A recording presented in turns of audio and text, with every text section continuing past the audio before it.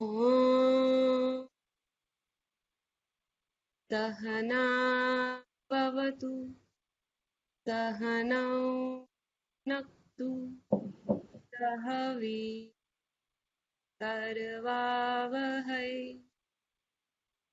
तेजस्विनाधीतमस्तु मा विद्विषावहै ॐ शान्ति शान्ति शान्तिः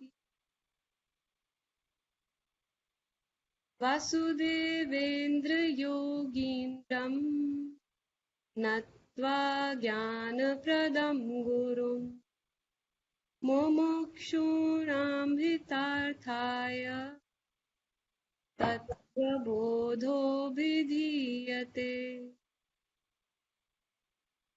नित्यं शुद्धं निराभासं निराकारं निरञ्जनम् नित्यबोधं चिदानन्दं गुरुं ब्रह्मा नमाम्यहम्.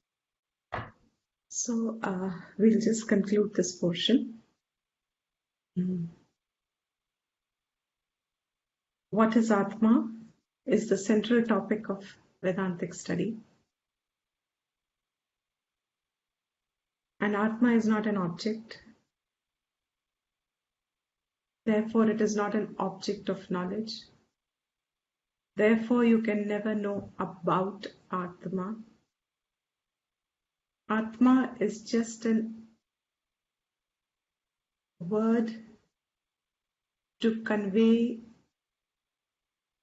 the nature of the usage of aham, I. When we use the word I, when we refer to I, what does I mean? What is contained in I? What is the nature of I? What is the real meaning of I?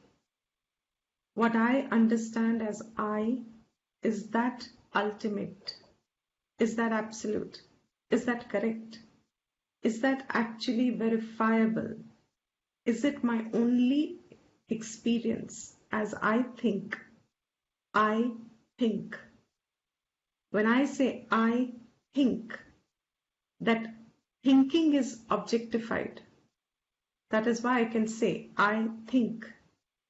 In thinking, I can see. I can see. I can see. Can see is objectified. Every sentence of ours is actually starting with I. I and my, me. In Sanskrit, aham is very conveyable. Main in Hindi. Different languages. But you will have in your language, whatever is your mother tongue, in that mother tongue of yours, if you watch the word in which you refer to yourself as an individual, whatever you call as I, what is its true nature? क्या है ये? मतलब क्या है I का? When I say I can see, I can hear, I'm thinking, I'm eating, I'm sleeping, I'm liking, I dislike, I have a house, I have jealousy, I have anger, I don't want. Every notion of ours, every thought of ours, every cognitive perception of ours starts and actually ends with I. It's all pertaining to I. Without the reference point of I, there is no experience that I have. I have. If we do in a workshop, I must make a note of this exercise. It just come to me in a workshop. We will do this exercise. So in the meantime, you can do it. If we don't land up doing the workshop, you can just say when you're talking to someone close to you or anybody, within a minute, 3 minutes time, 2 minutes time, when you are talking, see how many times you have used I. When you just become objective of this, that without that sense of I, Is language even possible? Is an experience even possible? Even when you say, I'm interested in you, if you are truly following the class or the topic, I am interested in you, how beautiful it sounds. Wow, how unselfish I am, how caring I am. I care for you. I care for you. That's why Vedanta makes you the most jovial and the most light-hearted person, because there is a flaw in everything we say. And when you start picking up the flaw, you just realize the cause of our own suffering is just in that non-thinking mode in which we approach life. I care for you. Is it true that you I care for? Who's first in your sentence? मुझे तुम्हारा ख्याल, exactly, I. मैं तुम्हारे बारे, मैं तुम्हारी, what would you say in Hindi? मुझे तुम्हारा बहुत ख्याल है. मैं तुम्हारी चिंता करती हूँ. मैं I am तुम्हारी चिंता करती. I am concerned. I'm concerned. मैं तुम्हारी बहुत चिंता करती हूँ. मुझे तुम्हारा बहुत ख्याल है. Every time a person says this, you watch this. If you get this, you get a very big portion of Brihadaranyaka Upanishad clear to you. Nothing that you say ever experience. There is no experience that you can have which doesn't start with I. How can a human being live a whole life not knowing what this I is? And we use it in everything. We are the central point of our experiences. I am the central point of my experience. I desire experience. I desire something. It is I. What is this nature of I is the topic, the only topic of Vedanta. And anything else that comes in the name of Vedanta is, you can just take it with a little bit of some utility. I'm sure everything has a value. All knowledge has a value in the world. But truly speaking, Atma kaha. Vedanta is all about knowing this reference point of I. We need to look at it. What does this mean? So he started by saying there are few prakriyas, few methodologies which approach thinking, which approach what is a right thought, where to lead your thinking, so that not that you will stop using the word I, not that you will not refer to it as I, or not that you will not still be concerned about the other, but the wrong delusion and the wrong understanding around it that, oh, I am concerned about you. How nice I am. That is the underlying point. I am only concerned about you because I am concerned about ultimately I. If you are not in my experience, I am not concerned about you. If you and I don't get connected, I am not concerned about you. Can I be concerned about a neighbor who's I don't even know what's happening in their house? But the minute I get to know, a concern can start. The minute I know, a concern will start. Which means what? It's the whole experience starts with me, I. And this is something to be very observant about, so that we all start having a common value, a correct understanding that all our relationships that we form, every relationship that we form, every experience that we seek, mark the words carefully. Every relationship we form, every experience we seek, everything that we desire boils down to I. I is my perception. I is my focus. I is my attention. That is all actually what I know. Everything gets related to I. That I is my topic of no knowledge. I don't know about it. I just understand I want something and I don't want something. I like something, I don't like something. I have something, I don't have something.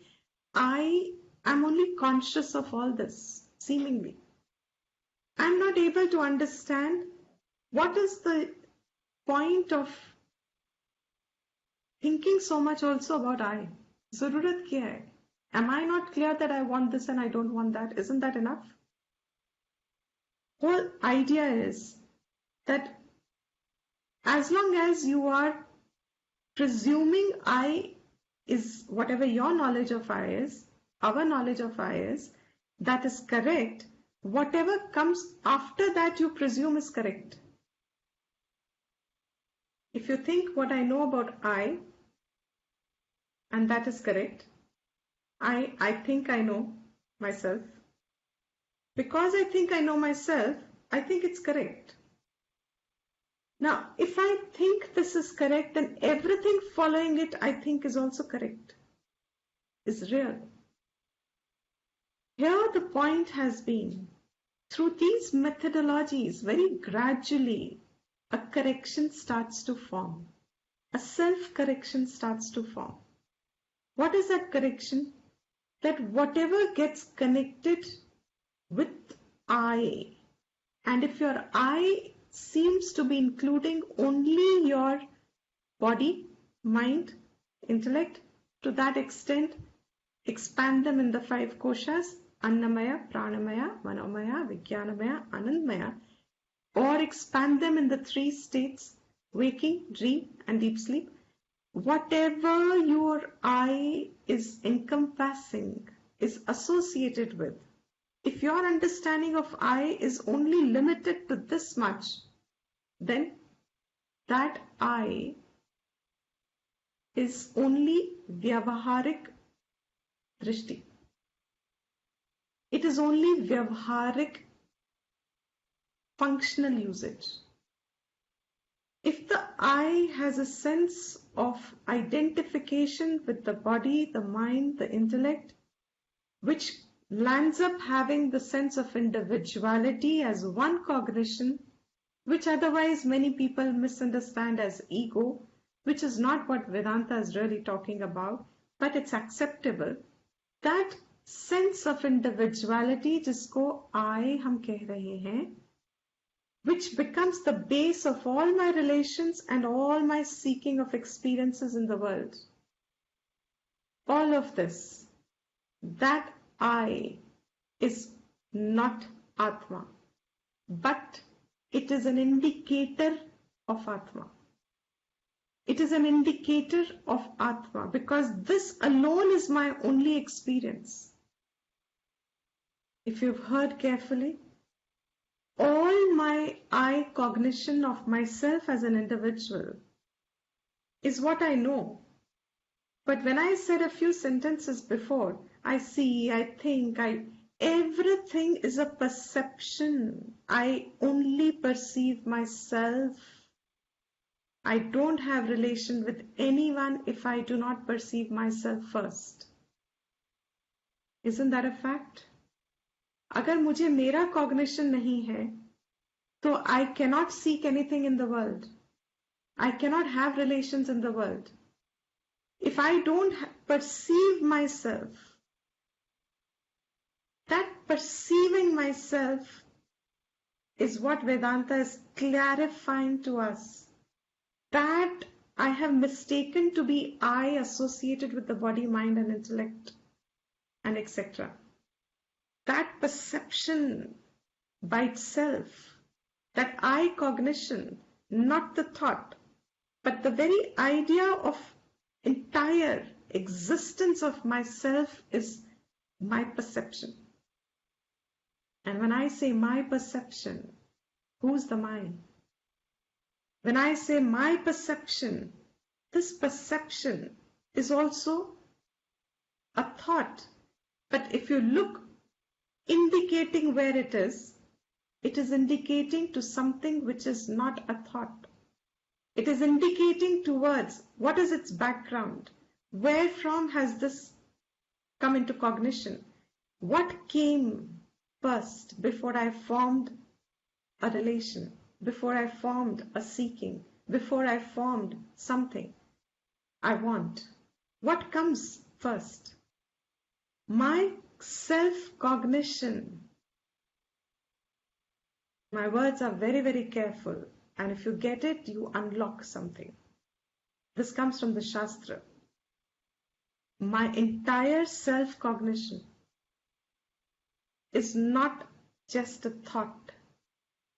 Mera hona, I am. When you watch a sentence, I say, I'm doing. My whole idea of main, I, is not starting with an identification with the body first. That I seems to be my experience, which is wordless, which is not describable. My experience of myself as being there, my cognition, all words will fail to convey it if you don't look into the direction the words are showing. The whole point of saying, मैं हूं, तभी तो मुझे कुछ चाहिए. मैं हूं, तभी तो मुझे ये नहीं चाहिए, etc.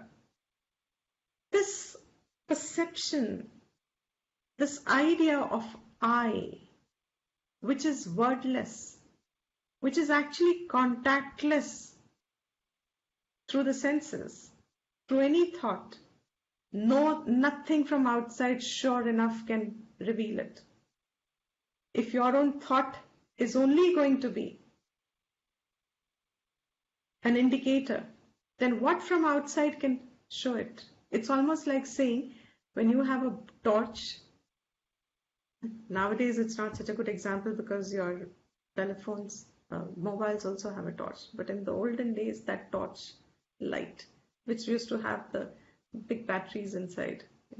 Now, to have the battery inside, is the torchlight going to show that this is the battery inside?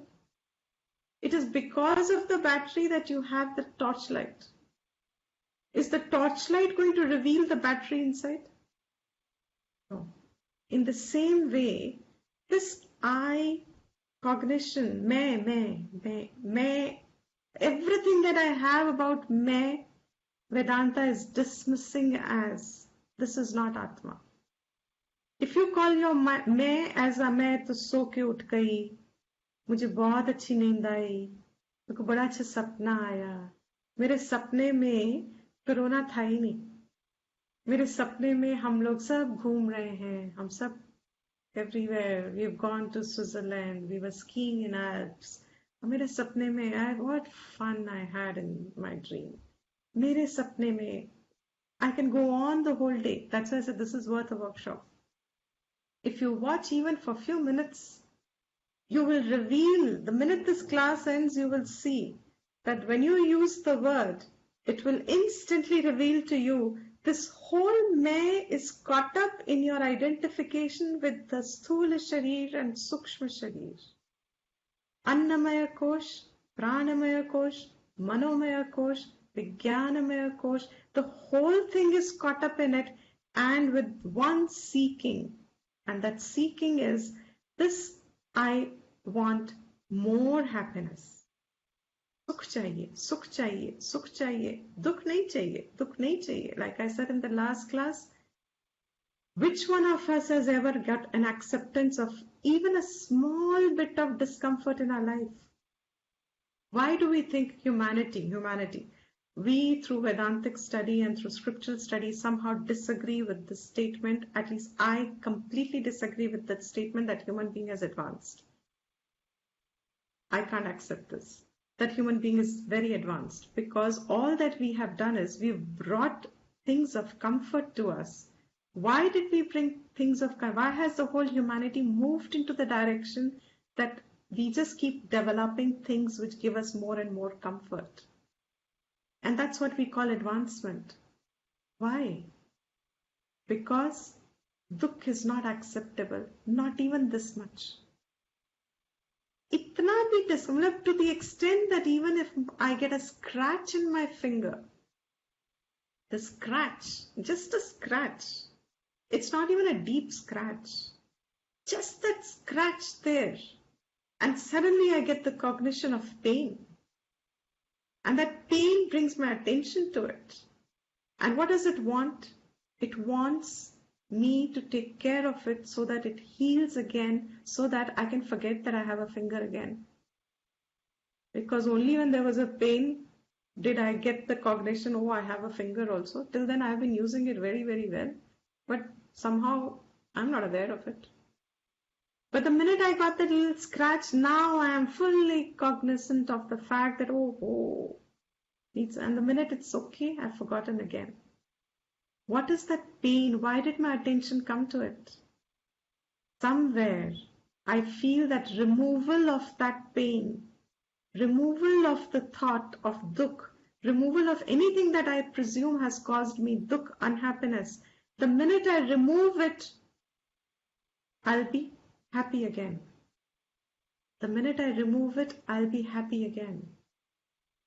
That idea of I will be happy after I get this, or I give up this, or this changes, or that person changes, or this situation changes, or miraculously Corona disappears.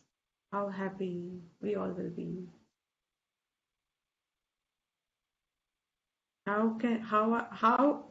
How much presumption is there based on what? I am seeking, constantly trying to fight the idea that I'm not complete, I'm not happy now. What was Anandamaya Kosh? Anandamaya Kosh is that in which I have this constant urge in me. The minute I have woken up and I have this voluntariness expressed in me, willfulness expressing in me, the minute I have this perception कि अब मैं हूँ and मैं कुछ कर सकती हूँ या कर सकता हूँ, all of that perception goes into more happiness I want, less disturbance I want, more comfort I want. And how much comfort? How much happiness? Was this a time that anybody predicted? That with all this advancement, what would have happened? And it's the joy. I don't know if I mentioned in this class or wherever, I'm having a great time watching the birds outside. Just I'm loving it when they sit on the balcony rails and I'm enjoying myself. You have a field day. You deserve it. Because I'm caged. You have a field day. I deserve it. Yeah, I have caged. Human being has caged so many all the time. Now you have some good time. It's okay. Planet belongs to all of us. Now, whose happiness are we accounting for? I am unhappy if I am inside. Why? Because I seek the thought that I am not complete. These are few words that you may have to register because they're going to form a full perception tomorrow. I am not complete is somehow an undertone constantly. You know how we say in music, Shruti? बजती ही रहती है, बजती ही रहती है. I'm not complete, मुझे कुछ और चाहिए, मुझे कुछ और चाहिए, मुझे कुछ और बनना है, मुझे कुछ और करना है, मुझे कुछ और होना है, मुझे ये भी मिल जाए, मुझे वो भी मिल जाए, मुझे ये और जो मुझे दुख दे रहा है वो तो कुछ भी करो भगवान. If you are existent miracle please उसको तो हटा दो, या वो चीज प्लीज रिमूव दिस. एक इंसान 100 people in your life, okay, that's an exaggeration, okay, 10 people in your life may be the cause of happiness. That is not enough happiness, absolutely correct. But one person occasionally unhappiness and all my prayers somehow start centering around that person. Bhagwan, usko kuch dur kar do, ya kuch kar do hai. Everything suddenly my whole person. These are very, very guided words. The same. Okay, sorry, continue. think it's the same as getting that hurt on your finger. The 9 fingers are working, but the minute the Excellent. Absolutely. Perfect. Very, very, very good. Great. Yes. 9 fingers are working, but that one finger, attention is over there. What is Atma? Now, all this that we are doing, Shastra, one word, this is not Atma. This is not your nature. This is not that reference point जो आप मैं कर रहे हो जिसका आपको experience हो रहा है. Atma is not something you're going to discover after study. Atma is not something that you're going to emerge after doing a lot of karma. Atma is not something that is going to modify itself with knowledge. Atma is not something that is going to be, arising once this opens up. Something happens. Atma is the existence that you are always referring to, but misguided to point to these limited equipments. And Shastra is only trying to show how they are limited is whatever in this verse it says, watch the words, whatever you call as mine or this, mera bangle,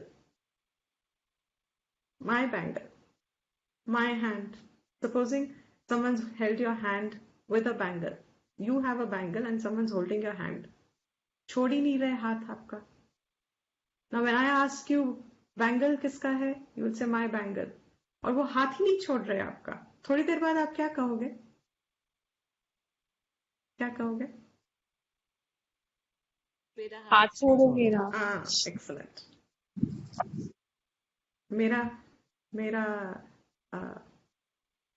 क्या टक्का? My bangle, my bracelet. मैंने पूछा किसका है? और मेरा है. Supposing I'm wearing yours. And whose is it? मेरा है. You will say मेरा है. And the person is not holding, leaving your hand. क्या कहोगे? मेरा हाथ छोड़ो. ये तो नहीं कहोगे मैं छोड़ दो. Do you catch the difference? मेरा हाथ छोड़ो. Will you say मैं छोड़ दो? I'll repeat this again. Your bangle, your bracelet. I'm wearing your bracelet, I'm holding your hand. And I'm not leaving your hand. And I ask you, whose bracelet is this? What will you say? Mera. And I'm not leaving your hand. And you need to go somewhere. But मैं छोड़ ही नहीं रही. अब थोड़ी देर बाद, थोड़ी तो आप आउट ऑफ रिस्पेक्ट, थोड़ी देर तो ठीक है चुप रहोगे. बट आपको देर हो रही है. अब आप क्या बोलोगे? मेरा हाथ छोड़ दो. मेरा बैंगल, मेरा हाथ. जब आपने कहा मेरा हाथ है ना ये, मैं तो नहीं है. क्योंकि अगर ये मैं होता तो आप क्या कहते? मैं छोड़ दो. मुझे छोड़ दो. मुझे would refer to मुझको. I am an object. In Hindi and Sanskrit it becomes very easy. Second case. को. मुझको छोड़ दो means I am an object for you. मुझको छोड़ दो. Isn't it? अगर आप मुझे बोल रहे हो कि मुझको छोड़ दो, will you please leave me in English? Just leave me, let me go. Let me go. Your idea of me is over there what? The body. The body. Is it any different from the bangle? Let my bangle go. Please give me my bangle back. Will you say, please give me my body back? Because the error of me, the mistaken identity, what my perception of me is actually wordless one that I just said before. That wordless, you cannot describe it. My experience of me cannot be described in words. That has got mistaken in identity with the body. And so I seem to get mixed up and I say, oh, I am the body. So I keep referring to it as I. But definitely body is as distinct as bracelet is. In my usage, I see that I'm making both the statements all the time. In one statement, I'm clear that the body is separate from me. And immediately in the same statement, I also make it's technically called adhyasa. I'm also making the superimposition of my experience of myself on the body. And I say, I am. I. मैं. मुझे छोड़ दो. This, he says over here, that whatever you are referring to as I, me, मैं, मेरा, mama, idam, this, that, yeh, yaha, waha, yaha, waha, this, here, there, all these, whatever they are called, pronouns or whatever they are called, proverbs, adverbs, whatever, I don't know what they are called. I've forgotten my grammar. Whatever they are called, all of this reference is to your knowledge of I, which is not what is Atma. This is only conditional. This is temporary. This is anityam. This is badhitam. Badhitam means negatable. This is negatable. How is it negatable? Even with the next experience, it will get negated. By tomorrow, my body is more older than yesterday. I already am older. How can I deny it? Till death comes, I am growing older and older. My faculties are diminishing and diminishing. My eyes are stopping to see very soon. My teeth won't chew. My ears won't hear. My limbs won't work. But my eye usage, will it diminish? I can hear very sharp. When I was a young person, I would look at something and I could remember and I would say, oh, what memory. कुछ बात है मुझ में. By now I'm saying, क्या बात है मुझ में. इतना भी नहीं याद रहता है. नाम ही नहीं याद रहते अब तो. अरे, at that time I thought it was eternal. I never suspected this faculty will diminish. I never suspected that this faculty will diminish tomorrow. When I saw adults around in my environment and they would say I can't walk, I had sympathy, I had compassion, I had pity, I had a lot of emotions for them. I cared for them.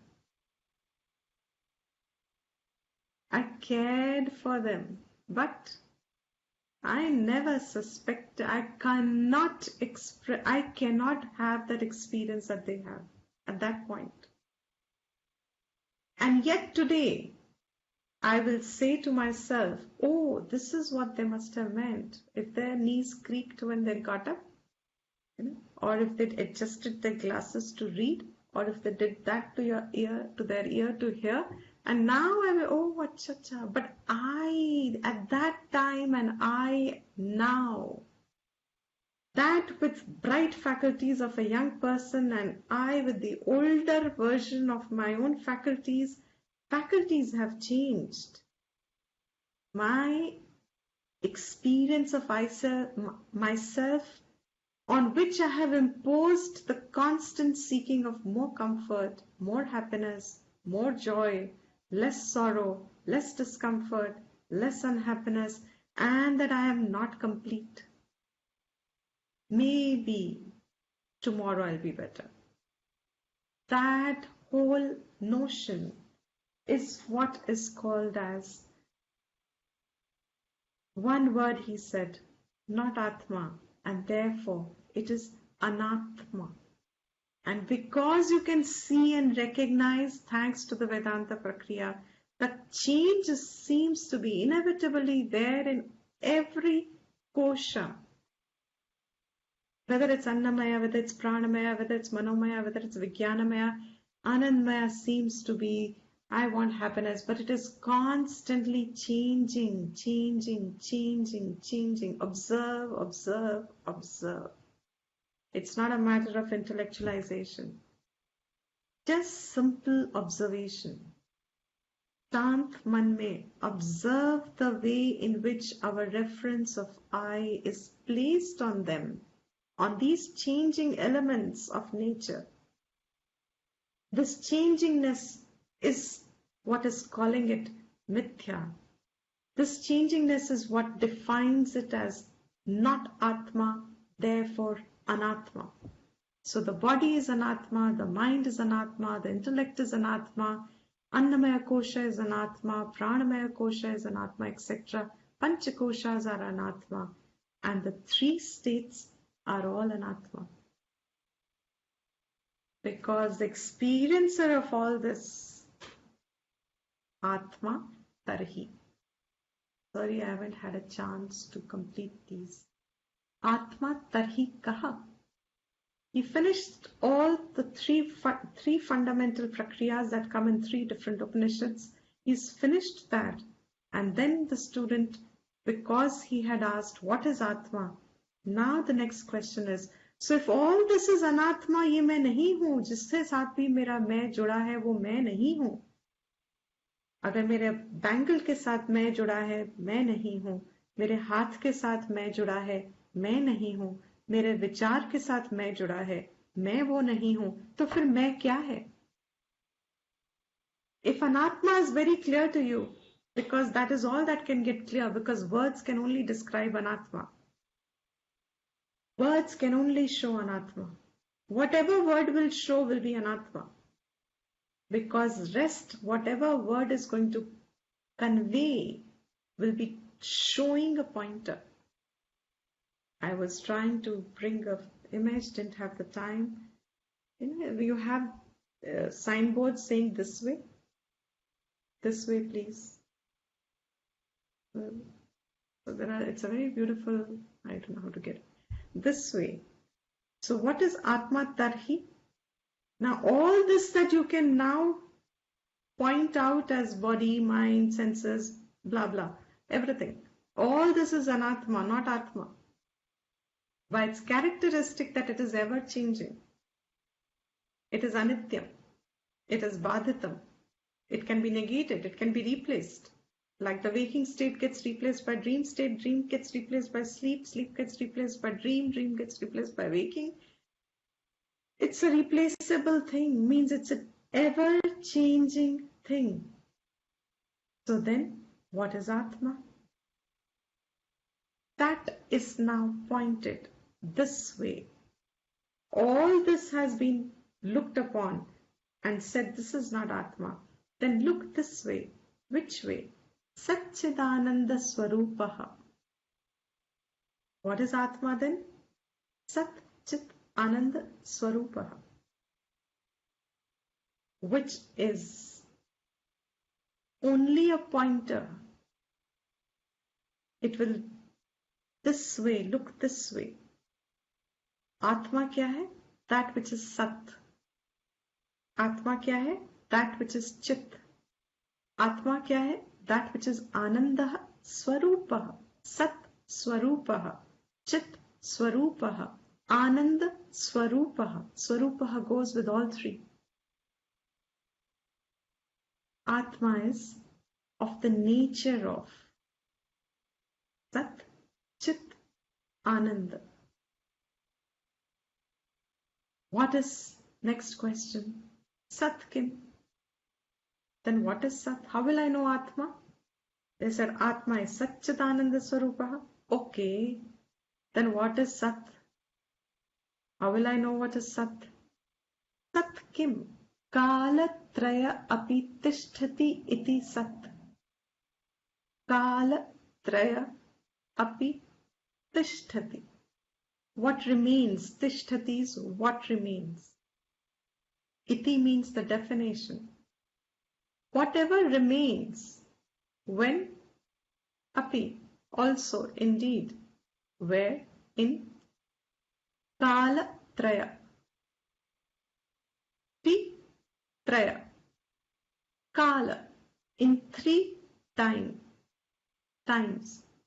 3 काल में. कौन से काल है?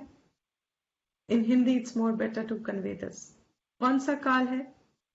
भूतकाल, भविष्य काल. present tense and ये future tense. प्रेजेंट में हिंदी क्या होता है? वर्तमान वर्तमान वर्तमान काल. Correct. So भूतकाल, भूतकाल. You know what does भूतकाल mean? Not the भूत.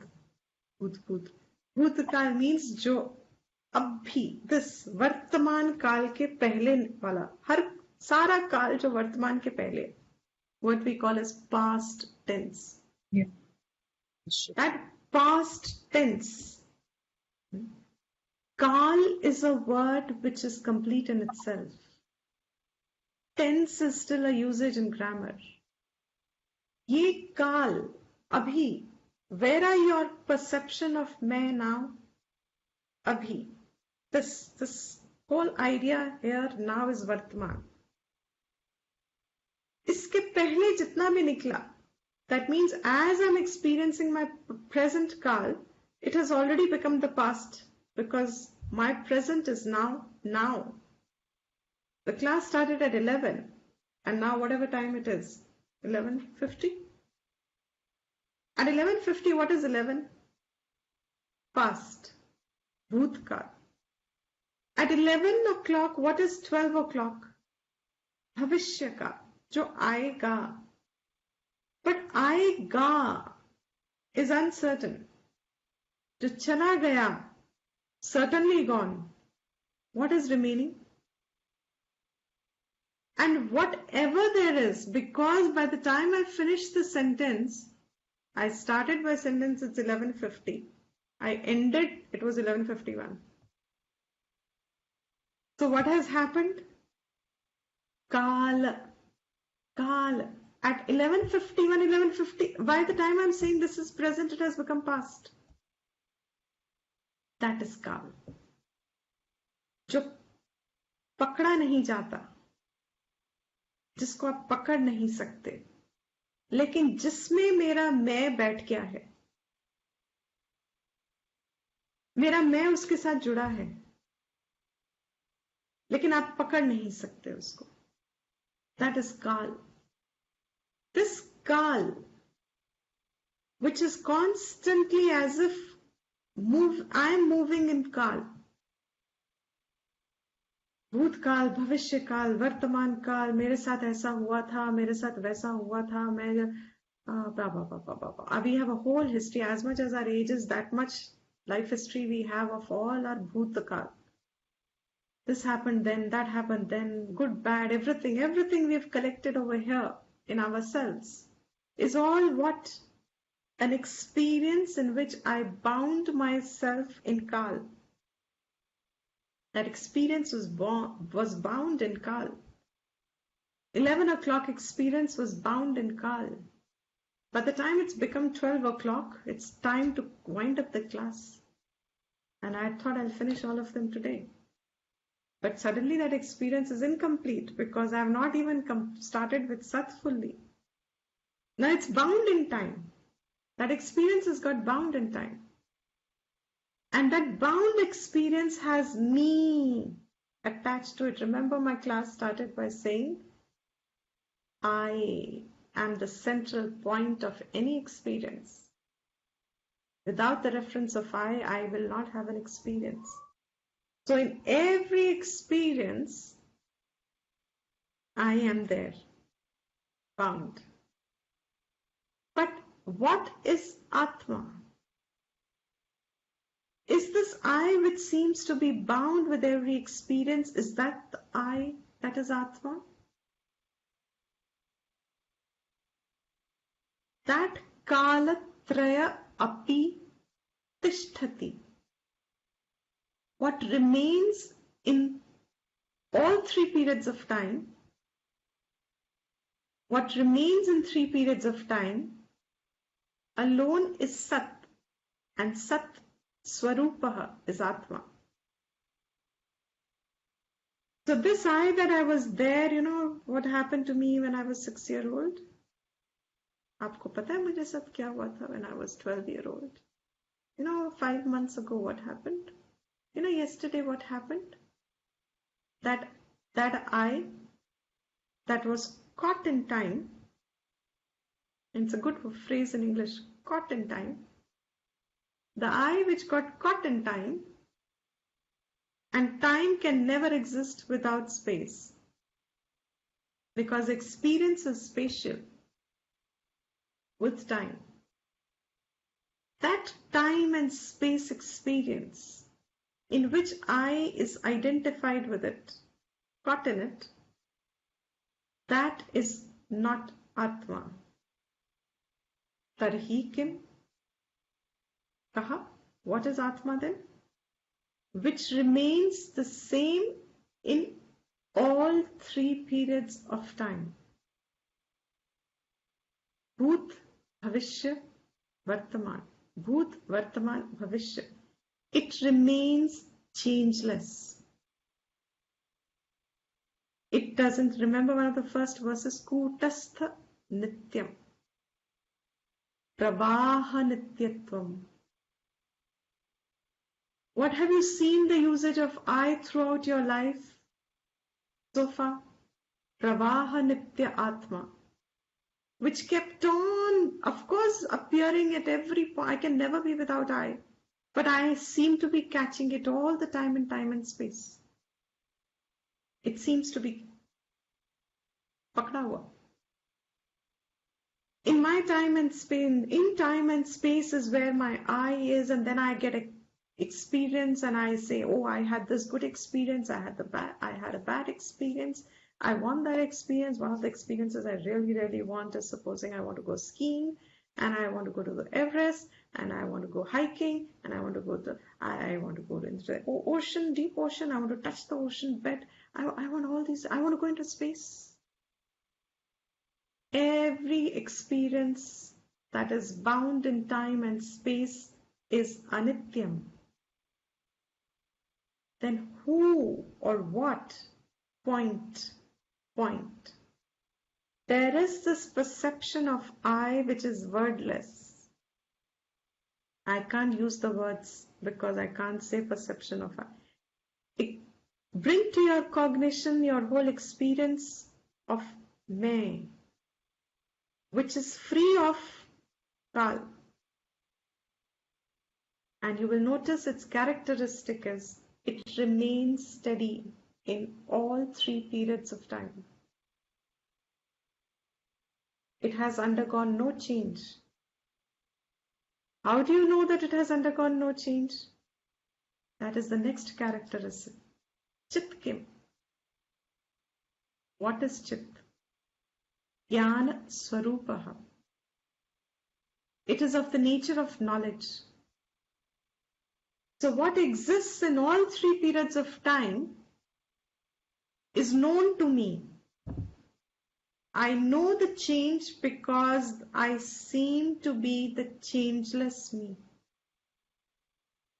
If I was changing with the changing experience, I could never know it. But Atma is that which remains in three periods of time, and that is of the nature of chit. Chit means chaitanyam. Chaitanyam means illumination, awareness, knowledge, jnana, the knowing principle, the awareing principle, the consciousness principle. Just consciousness, awareness. Pure will have to be added to it. Pure awareness, pure consciousness, pure knowing principle. In the light of which all this is known, including, who will get it? Including? Question again? Yeah, I didn't get the question. Including the body, mind, intellect, Ditiji. Correct. Which means Which means that without this pure knowing principle, we would not know anything else. Which means the question was, in the light of this, the one that remains in three states, always changeless, is also of the principle of knowledge, illumination, knowing. If this is so, then it knows all the changes, which includes Me. exactly, excellent, which includes my limited me, my knowledge of me. Correct. Includes the I, the So pravaha nitya. chit is Absolutely. opposite of Karan Sharir. Sorry? So we can also say chit is exactly the opposite of Karan Sharir because this is Absolutely. Gyan Very Swarup. good. You cannot just say it is opposite of Karan Sharir later, but starting point perfect. It is absolutely opposite of Karan Sharir because Karan Sharir is avidya matram. Karan Sharir is all avidya. And in that avidya was the central notion of I attached to body, mind, and intellect. That is avidya. In that sense, absolutely perfect. That means Atma, the knower of Atma, has negated avidya. Because all my cognition of I is rooted in avidya. Karan Sharir, excellent point. And that avidya gets negated by the knowledge of Atma Vidya. And this Atma is Sat, Chit, and then Ananda. So correct, illuminates avidya also. Absolutely. This Sat and Chit, I'll elaborate a little more tomorrow also. Conclude this topic well. Sat and Chit, which is of the nature, next point will be Ananda. But this Sat, which is always existent, Sat is Chit, Chit is Sat. Upadesha Sara, Ramana Maharishi uses a very beautiful verse. Very beautiful verse in Upadesha Sara. If some of you have read the book already, Tattva Bhasika Chitva Vetara Sattaya hi Chit Chittaya Yaham. Tattva Bhasika. He says, Sattaya hi Chit Chittaya hi Sat. Pick these words. Sat is Chit, Chit is Sat. And later it will come to Ananda. That, now when we say that is Atma, can anybody pick up the flaw in the sentence? That should be a flow. Absolutely. Why? Because that refers to it as Anything which is my, that, everything is anatma. absolutely. So when I say that is Atma, means I have objectified it. And made it external.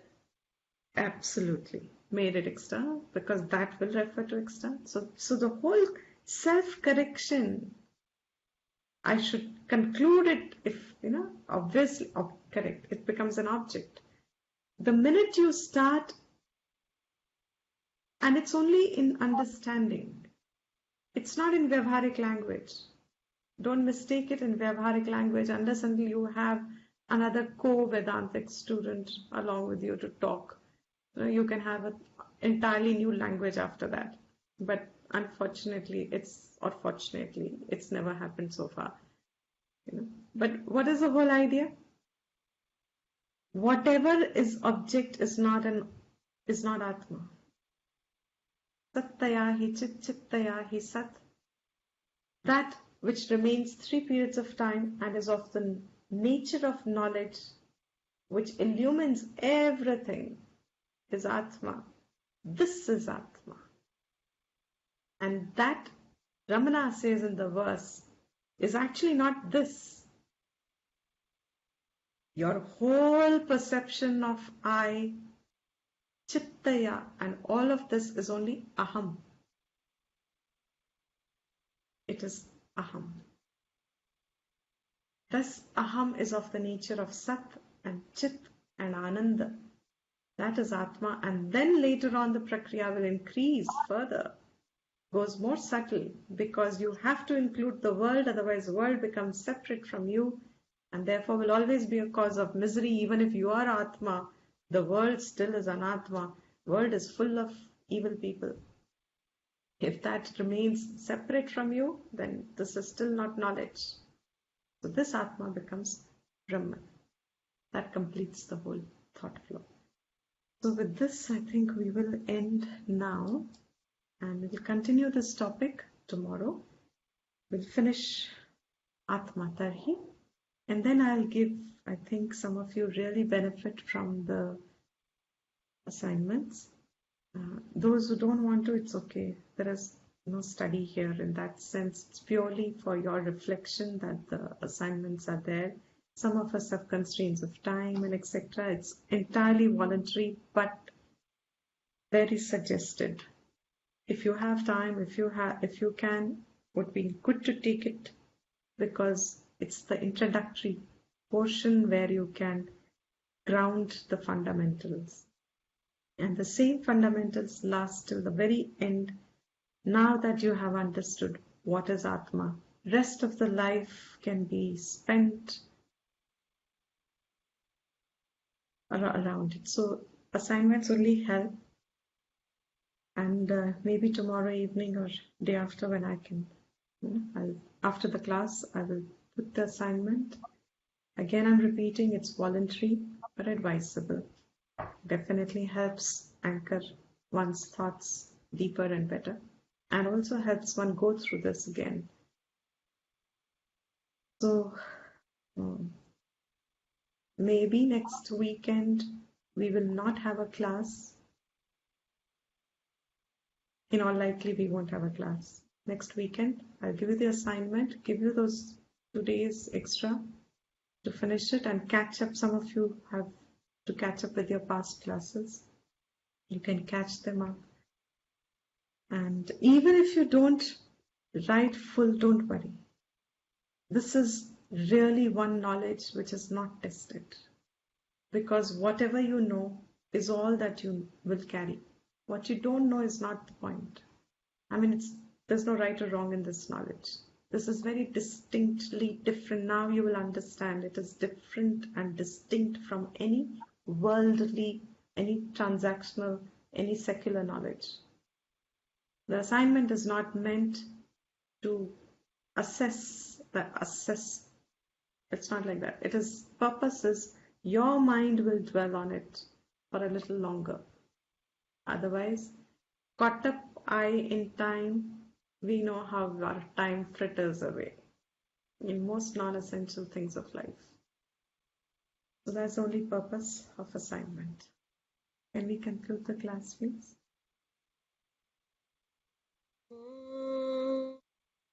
सर्वेषां स्वस्तिर्भवतु, सर्वेषां शान्तिर्भवतु, सर्वेषां पूर्णं भवतु, सर्वेषां मङ्गलं भवतु, सर्वे भवन्तु सुखिनः, सर्वे सन्तु निरामयाः, सर्वे भद्राणि पश्यन्तु, मा कश्चित् दुःखभाग् भवेत्। ॐ स्वस्ति प्रजाभ्यः परिपालयन्ताम् न्यायेन मार्गेण महीं महिषीः, गोब्राह्मणेभ्यः शुभमस्तु नित्यम्, लोकाः समस्ताः सुखिनो भवन्तु, काले वर्षतु पर्जन्यः, पृथिवी सस्यशालिनी, देशोऽयं क्षोभरहितः, ब्राह्मणाः सन्तु निर्भयाः। ॐ Shanti Shanti.